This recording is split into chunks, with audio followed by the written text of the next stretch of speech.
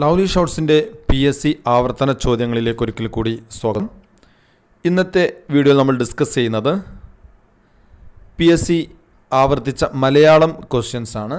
നമുക്കറിയാം LD clerk എക്സാമിന് അതേപോലെ തന്നെ മറ്റു PSC പരീക്ഷകൾക്കൊക്കെ മലയാളം ക്വസ്റ്റ്യൻസ് ചോദിക്കാറുണ്ട്.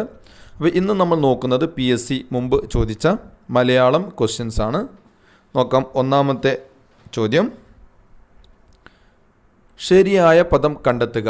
ശരിയായ പദം കണ്ടെത്തുക. താഴെ തന്നിരിക്കുന്നതിൽ നിന്നും ശരിയായ പദം കണ്ടെത്താനാണ് പറഞ്ഞിരിക്കുന്നത്.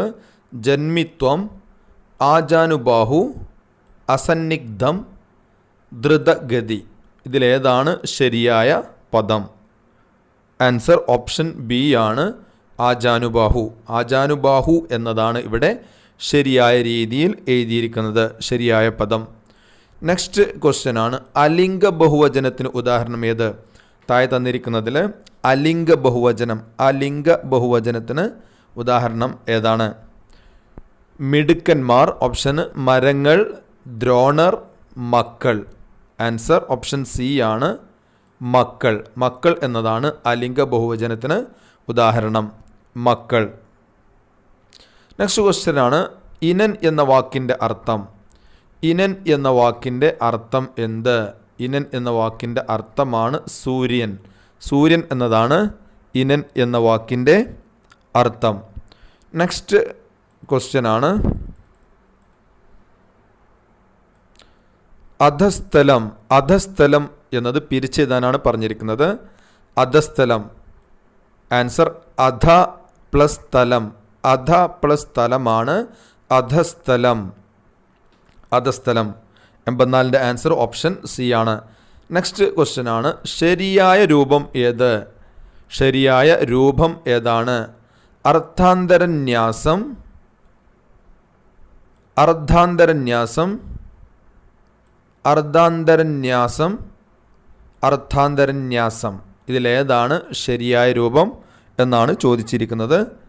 ആൻസർ അർത്ഥാന്തരന്യാസം എന്ന ഓപ്ഷൻ എ ആണ്, അർത്ഥാന്തരന്യാസം.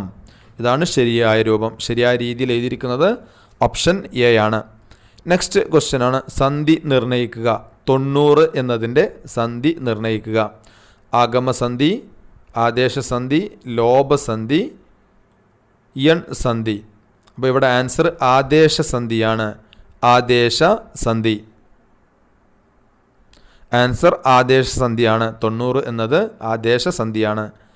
പൂജക ബഹുവചനം ഏത്? പൂജക ബഹുവചനം ഏതാണ്?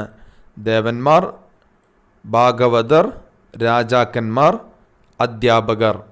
ഇവിടെ ആൻസർ ഭാഗവതറാണ്.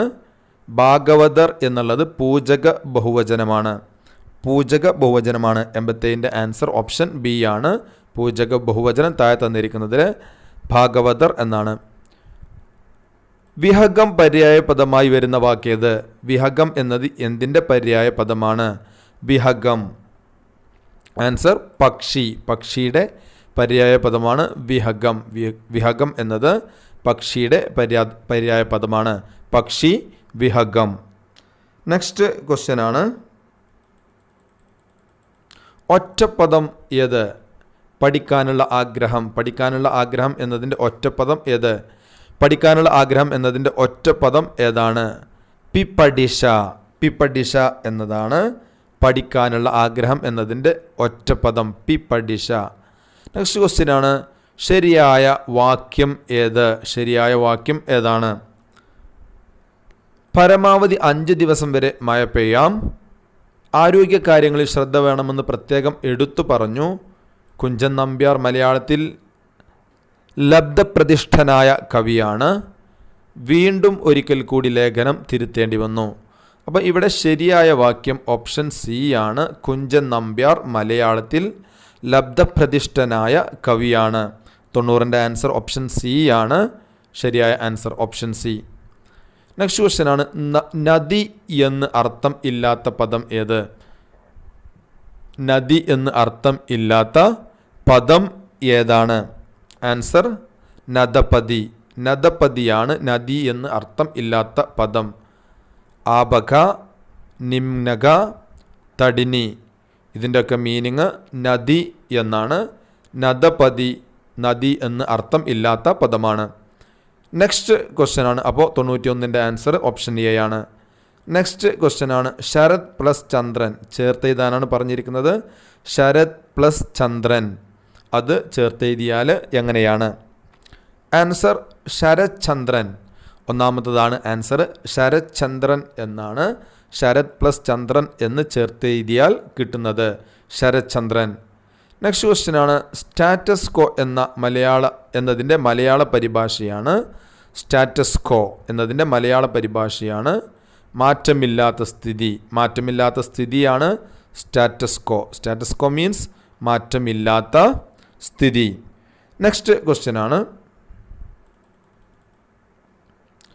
പൂർവം വിപരീത പദം. പൂർവം എന്നതിൻ്റെ വിപരീത പദമാണ് പശ്ചിമം. പശ്ചിമം എന്ന പൂർവത്തിൻ്റെ വിപരീത പദമാണ് പശ്ചിമം. 94ൻ്റെ ആൻസർ ഓപ്ഷൻ സി ആണ്. നെക്സ്റ്റ് ക്വസ്റ്റ്യൻ ആണ്. ഭാഗിനേയൻ എന്നതിൻ്റെ സ്ത്രീലിംഗം. ഭാഗിനേയൻ എന്നതിൻ്റെ സ്ത്രീലിംഗം ഏതാണ്? ആൻസർ ഭാഗിനേയി.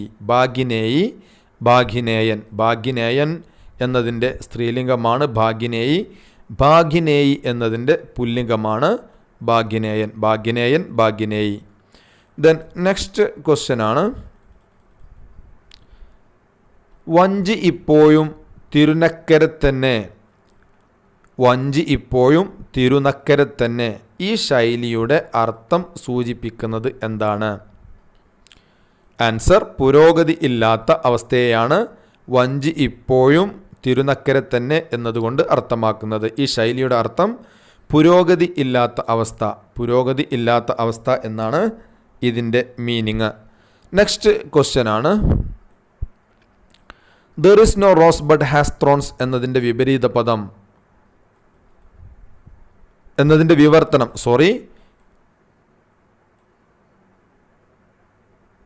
നെക്സ്റ്റ് ക്വസ്റ്റ്യൻ ആണ്. There is no rose but has thorns എന്നതിൻ്റെ വിവർത്തനമാണ്. എന്നതിൻ്റെ മീനിങ് എന്താണ്? ആൻസർ ഓപ്ഷൻ ബി ആണ്. മുള്ളില്ലാത്ത റോസാച്ചെടി ഇല്ല. There is no rose but has thorns. There is no rose but has thorns. മുള്ളില്ലാത്ത റോസാച്ചെടി ഇല്ല എന്നതാണ് അതിൻ്റെ വിവർത്തനം. മുള്ളില്ലാത്ത റോസാച്ചെടി ഇല്ല. There is no rose but has thorns. മുള്ളില്ലാത്ത റോസാച്ചെടി ഇല്ല. നെക്സ്റ്റ് ക്വസ്റ്റ്യൻ ആണ്. ആകാശകുസുമം എന്ന പ്രയോഗത്തിൻ്റെ അർത്ഥം. ആകാശകുസുമം എന്ന പ്രയോഗത്തിൻ്റെ അർത്ഥം തീരെ ഉണ്ടാകാൻ ഇടയില്ലാത്തത്. തീരെ ഉണ്ടാകാൻ ഇടയില്ലാത്തത് എന്നതിനെ സൂചിപ്പിക്കാനാണ് ആകാശകുസുമം എന്ന് പ്രയോഗിക്കുന്നത്. ആകാശകുസുമം തീരെ ഉണ്ടാകാൻ ഇടയില്ലാത്തത്.